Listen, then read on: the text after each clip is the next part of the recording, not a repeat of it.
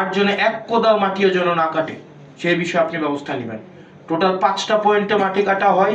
এই 5টা পয়েন্টের একটা পয়েন্টে যেন আজকে থেকে, গতকাল সাহস করে নাই, আজকে থেকে যেন এক কোদাল মাটিও যেন না কাটে এবং না কাটা হয়।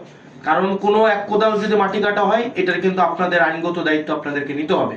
কারণ তাইলে আপনারা কোনো না কোনো জায়গায় প্রশ্রয় দিচ্ছেন বলেই ওনারা মাটি কাটার সুযোগ পাচ্ছে, অথবা আমরা বলবো এটা আপনার সমঝোতার ভিত্তিতে হচ্ছে।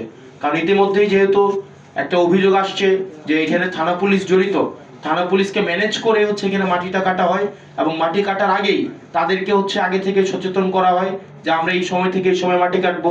দেখা যায় এসিলেন মহোদয় আপনার ওই পুলিশকে যাইতে যাইতেই আপনার দেখা যায় পুলিশ আবার হচ্ছে জনশ্রুতি আছে যে পুলিশ আবার হচ্ছে ওই মাটি যারা কাটে তাদেরকে আবার একটু সচেতন করে দেয়। এখন আপনি 1 লাখ টাকা 2 লাখ টাকা যে জরিমানা করেন, এটা তারা ইনভেস্টমেন্ট হিসেবে ধরে নেয়। মানে তারা যখন মাটিটা কাটে, এই জরিমানার টাকাটা তারা এটাকে একটা ধরেই নেয় যে এটা আমার মানে অপচয় ব্যয় হিসাবে এটা যাবে। তো সেই জায়গা থেকে তাদের এই খরচটা তাদের গায়েই লাগে না।